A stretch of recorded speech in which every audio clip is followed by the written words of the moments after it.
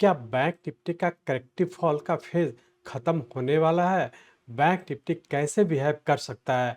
क्या bank Nifty अब ऊपर की ओर मूव करने के संकेत दे दिया है, या क्या bank Nifty range bound phase में टाइम बिता सकता है? कैसे स्टॉप लॉस स्ट्रेटजी के साथ सेफ ट्रेडिंग करनी है? नमस्कार दोस्तों, स्वागत है आपका डॉक्टर संजय वेब के यूट्यूब चैनल में।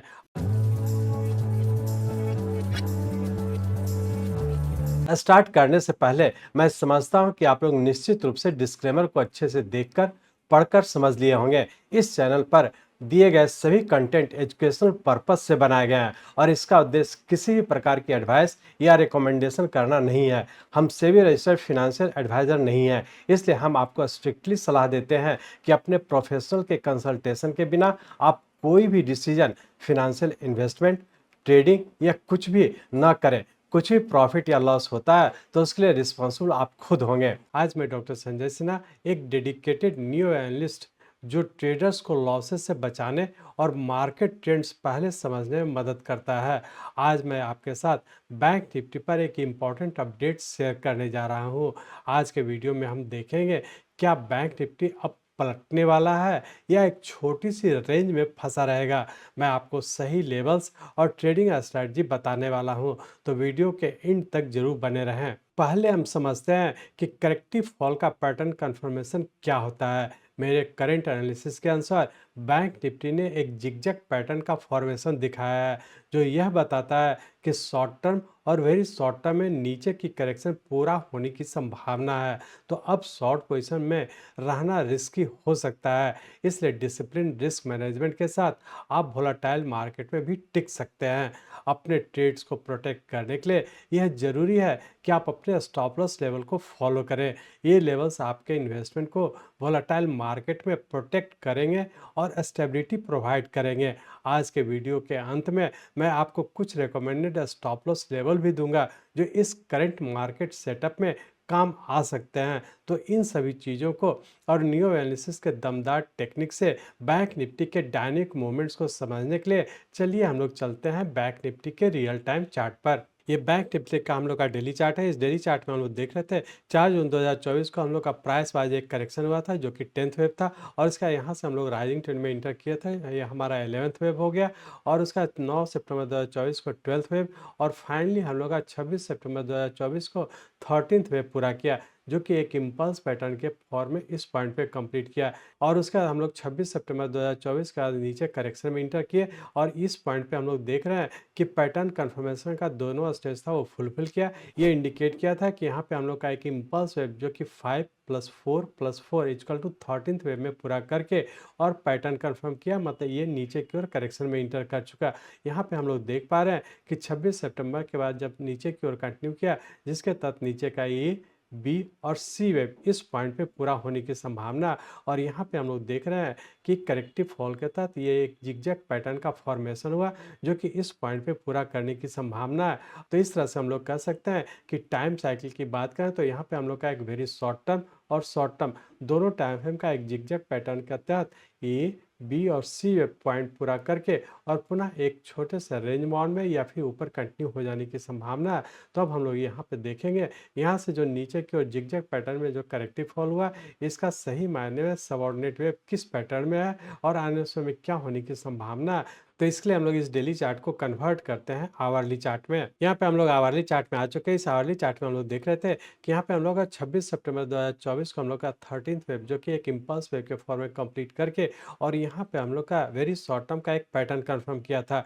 ये इंडिकेट किया था कि हम लोग का वेरी शॉर्ट टर्म और शॉर्ट टर्म दोनों टाइम फ्रेम के करेक्टिव फॉल में इंटर कर चुके थे, जिसके तहत हम लोग यहाँ पे देखे कि नीचे का ए और ये करेक्टिव बी, यहाँ पे हम लोग का करेक्टिव बी जो कि इस ए वेव का 61.8% से नीचे है, ये इंडिकेट कर रहा है कि हम लोग का जिगजैग पैटर्न का नीचे का ए और ये करेक्टिव बी, और यहाँ से हम लोग सी वेव के फॉर्म में इस पॉइंट पे पूरा होने की संभावना है। क्योंकि सी वेव के तहत भी हम लोग देख रहे हैं कि यहाँ पर बी वेव के बाद जब नीचे की ओर कंटिन्यू किया, जिसके तहत नीचे का 1, 2, 3, 4 और 5th वेव इस पॉइंट पे पूरा किया, जो कि उससे बड़े टाइम फ्रेम का हमारा सी वेव था, और इस पॉइंट पे पूरा करके हमारा शॉर्ट टर्म का हम लोग का एक करेक्टिव फॉल जो कि जिगजैग पैटर्न का ए, बी और सी वेव भी पूरा किया, तो हम लोग ये कह सकते हैं कि शॉर्ट टर्म का भी करेक्टिव फॉल पूरा होने की संभावना, और वेरी शॉर्ट टर्म जो कि इस पॉइंट से हम लोग का नीचे करेक्शन में इंटर किया था, जो कि एक सी वेव के पैटर्न में इस पॉइंट पे पूरा किया। तो हम लोग यहाँ पे देख पा रहे हैं कि जब हम लोग का यहाँ पे 26 सितंबर 2024 की से जब नीचे कंटिन्यू किया था, तो टाइम वाइज भी हम लोग ये कह सकते हैं कि इसमें हम लोग का रफली 35 डेज का टाइम लगा। और जैसा कि आप लोग जानते हैं कि वेरी शॉर्ट टर्म हम लोग का 21 डेज का होता है, और शॉर्ट टर्म हम लोग का 21 डेज से आगे की ओर मूव करता है, तो उसे हम लोग शॉर्ट टर्म कहते हैं। तो यहाँ पे हम लोग का 35 डेज जो कि एक फिबोनाची टाइम साइकिल का 34 के आसपास का 35 डेज है, ये इंडिकेट कर रहा है कि हम लोग का वेरी शॉर्ट टर्म, और शॉर्ट टर्म का इस पॉइंट पे हम लोग का एक करेक्शन पूरा करने की संभावना है। अब हम लोग स्टॉप लॉस को फॉलो करते हुए किस तरीके से मूव करेंगे इसको देखने का कोशिश करेंगे। तो जैसा कि आप लोग देखे थे कि जब हम लोग इस पॉइंट पे हम लोग का सबसे छोटे टाइम फ्रेम का पैटर्न कंफर्म किया था, उसी वक्त हम लोग डिस्कस किए थे कि यहाँ से हम लोग का वेरी शॉर्ट टर्म और शॉर्ट टर्म के करेक्शन में रहने की संभावना है। अकॉर्डिंगली उसी हिसाब से हम लोग देखें कि यहाँ पे हम लोग वेरी शॉर्ट टर्म और शॉर्ट टर्म का एक जिगजैग पैटर्न पूरा करके, और यहाँ पे या तो ऊपर कंटिन्यू होने की संभावना है, या पुनः हम लोग एक एक्स वेव के फॉर्म में ऊपर कंटिन्यू रहने की संभावना है। तो मतलब एक रेंज बाउंड में रहने की संभावना है। अकॉर्डिंगली उस हिसाब से हम लोग ट्रेलिंग स्टॉप लॉस को फॉलो करते हुए आगे की ओर कंटिन्यू रखेंगे।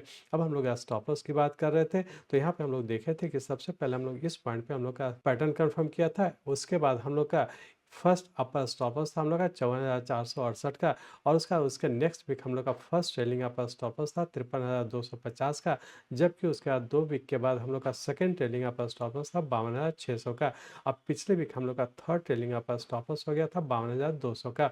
इस वीक के लिए भी हम लोग का थर्ड ट्रेलिंग अपर स्टॉप लॉस 52,200 का ही है। इसी को फॉलो करते हम लोग वीकली पॉइंट से हम लोग रेंज बाउंड में ट्रीट करने का कोशिश करेंगे। फाइनली हम लोग ये कह सकते हैं कि पैटर्न की बात करें तो पैटर्न में हम लोग का वेरी शॉर्ट टर्म और शॉर्ट टर्म का एक जिगजैग पैटर्न कंप्लीट किया, और उसका या तो हम लोग राइजिंग ट्रेंड में इंटर करेंगे, या फिर हो सकता है कि एक रेंज बाउंड में रहने की संभावना है। तो दोनों चीज को ध्यान में रख करके आगे की ओर कंटिन्यू रखेंगे। यदि टाइम साइकिल की बात करें तो टाइम साइकिल भी है हम लोग का 35 डेज का टाइम बीत चुका है, जो कि फिबोनाची टाइम साइकिल 34 के नज़दीक है। यदि हम लोग ट्रेलिंग स्टॉप लॉस की बात करें तो इस वीक के लिए ट्रेलिंग स्टॉप लॉस हम लोग का 52,200 का है। इसी को फॉलो करते हुए हम लोग रेंज बाउंड में ट्रेड करेंगे।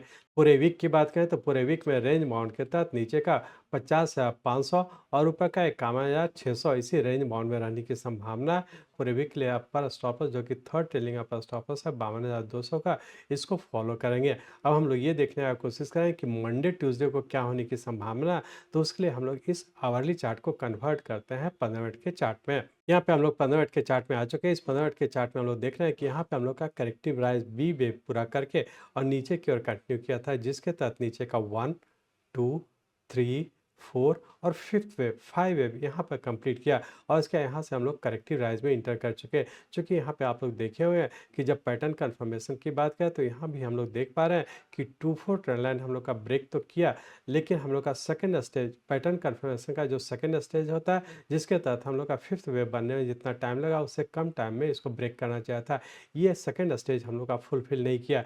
ये इंडिकेट कर रहा है कि बहुत ज़्यादा संभावना है कि यहाँ पे हम लोग का एक सी वेव पूरा करके करेक्टिव राइज एक्स वेव के फॉर्म में ऊपर कंटिन्यू होने की संभावना है। तो बेहतर है कि हम लोग छोटे से रेंज बाउंड में ट्रेड करेंगे, और इंट्राडे के पॉइंट से लोअर स्टॉप लॉस को फॉलो करते हुए हम लोग हाई की ओर कंटिन्यू रखेंगे। इस तरह से हम लोग कर सकते हैं। यदि मंडे ट्यूसडे की बात करें तो मंडे ट्यूसडे में रेंज बाउंड के तहत ऊपर का 51,400 और नीचे का 50,600 इसी रेंज बाउंड में रहने की संभावना है। इंट्राडे के पॉइंट से नीचे का स्टॉप लॉस रखेंगे 49,800 का, इसी लोअर स्टॉप लॉस को ध्यान में रखें छोटे से रेंज बाउंड में ट्रेड करने का कोशिश करेंगे।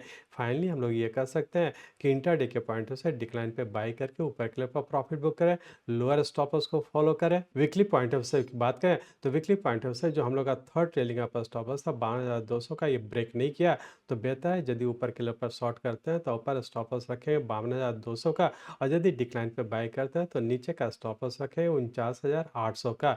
इसी दोनों लोअर स्टॉप लॉस और अपर स्टॉप लॉस को फॉलो करते हुए छोटे से रेंज बाउंड में ट्रेड करने का कोशिश करेंगे। वेरी शॉर्ट टर्म और शॉर्ट टर्म की बात करें तो वेरी शॉर्ट टर्म जो हम लोग का 26 सितंबर 2024 से जो नीचे कंटिन्यू किया था, जिसके तहत वेरी शॉर्ट टर्म और शॉर्ट टर्म दोनों टाइम फ्रेम का एक करेक्टिव फॉल पूरा करके हो सकता है कि रेंज बाउंड में या फिर ऊपर कंटिन्यू होने की संभावना है, तो बेहतर है लोअर स्टॉप लॉस को फॉलो करें। और यदि ऊपर का स्टॉप लॉस ब्रेक करता है तो फिर से हम लोग ऊपर कंटिन्यू हो जाने की संभावना है। लेकिन यहाँ ध्यान रखें कि वेरी शॉर्ट टर्म का पैटर्न कन्फर्मेशन का जरूर इंतजार करेंगे। जब तक कि पैटर्न कन्फर्म नहीं करता है, जो कि 2 स्टेज में होता है, पैटर्न कन्फर्म करने के बाद ही हम लोग करेक्टिव फॉल में फिर से लॉन्ग पोजीशन बनाएंगे। जब तक कि वेरी शॉर्ट टर्म का पैटर्न कन्फर्म नहीं करता है, बहुत एग्रेसिव होकर के डिक्लाइन पे बाई करके ऊपर की ओर कंटिन्यू रहने का कोशिश नहीं करेंगे।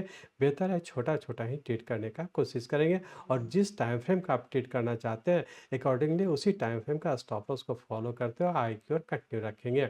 मैं चाहता हूं, मेरे जीवन का लक्ष्य है कि नियो एनालिसिस के नॉलेज से इस मार्केट में कोई भी लूजर ना हो। इसको आप सीखें, लोगों को सिखाएं, लोगों को मदद करिए। हमारे साथ जुड़े रहने के लिए, आज के वीडियो को ध्यानपूर्वक अटेंड करने के लिए, इसे दूसरों तक पहुंचाने के लिए आप सबका हृदय से बहुत बहुत धन्यवाद। जय हिंद।